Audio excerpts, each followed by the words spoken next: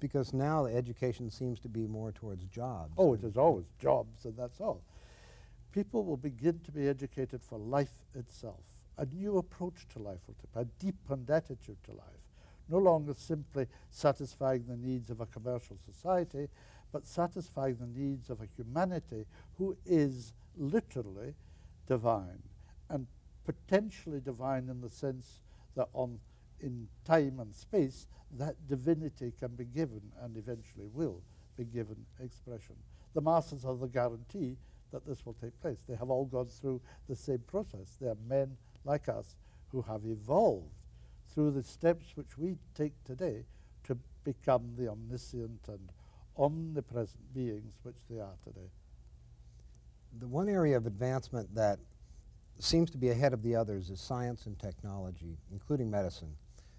What are some of the breakthroughs that you see happening in the next, say, 5 to 10 years?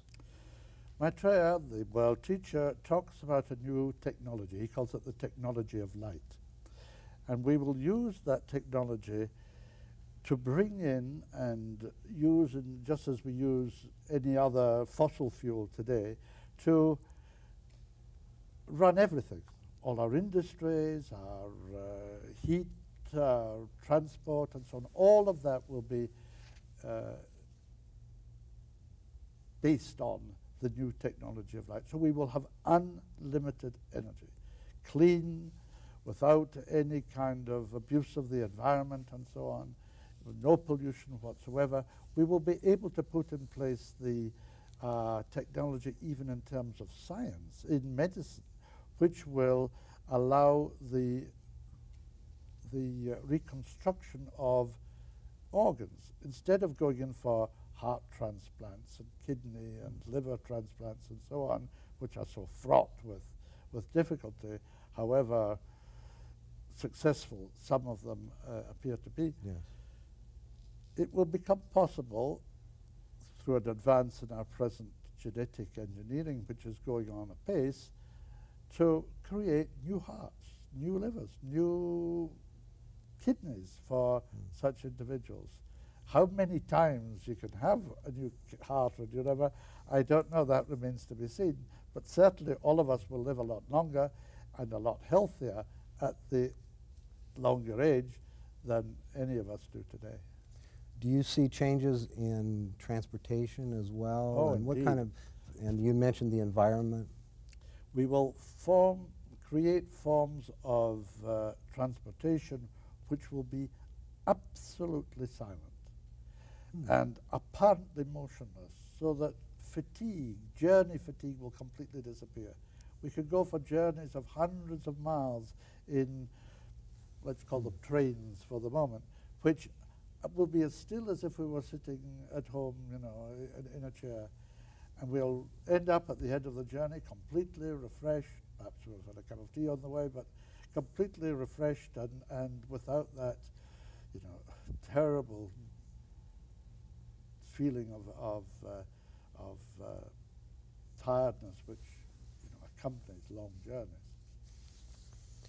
You've been describing many of the physical or outward changes that we might expect to see in the not too distant future. I would think that all of those would have an impact on the inner person as well. Maitreya, in one of his messages, says, "Allow me to show you the way forward into a simpler life, where no man lacks, where no 2 days are alike, where the joy of brotherhood manifests through all men." Tell us, if you can, what do all these changes mean for the inner quality of life? Well, it's a two-way process. The outer changes must follow a change in consciousness. That's an inner change.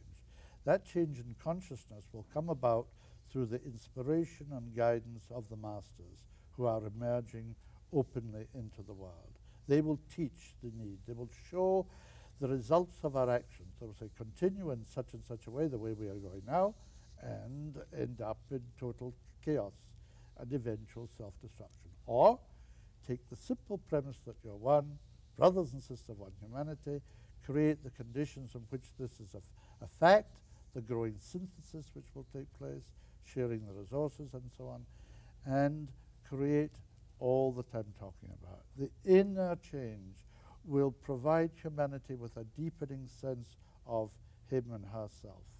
We will know in a way which is probably unthinkable for all but the hermit or the dedicated yogi or religious person today, that we are divine. It will be an experience which is open to all people in every aspect of life. We will know that what we call God exists within ourselves, and a moment-to-moment experience of that God, that divinity, will take place. And we will see that in every aspect, political, economic, religious, science, art, culture, all of that experience can be demonstrated. And in this way we create a huge tapestry, if you like, of experience woven from these many different threads until we have built a beautiful pattern for ourselves of the nature of life on this new earth. I would think then that our feelings about death would change as well. Very much Basically, we so. fear death at this point. We will lose the fear of death. There's one of the major achievements of this coming age, that humanity will realize that through the process of incarnation and reincarnation, we've evolved to a point where we don't have to incarnate on the planet at all. The masters have no death.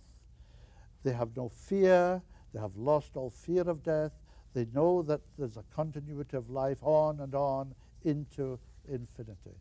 And it is that which they have come to teach and to show the path for humanity.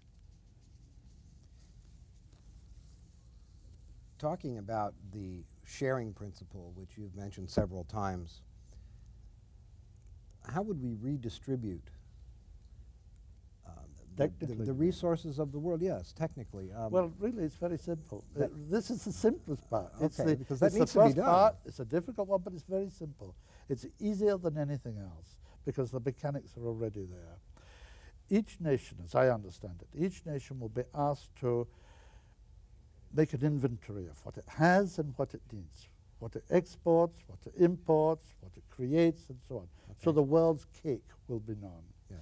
And then each nation will be asked to make over and trust for the world as a whole into a common pool that which it has in excess of its needs. And out of that common pool of excess from all the nations, the needs of all will be met. So a very sophisticated form of barter, you might call it, will replace the present economic system.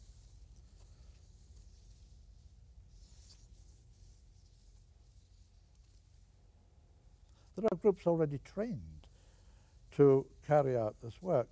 As soon as the Lord Maitreya, the world teacher, declares himself openly to the world and outlines the problems and the answers to the problems, we will say, or our leaders will, okay, show us the way. What do we do? Then these blueprints will be handed, various different ways of tackling it, and we choose our pick and put into effect that which seems to us to be the best.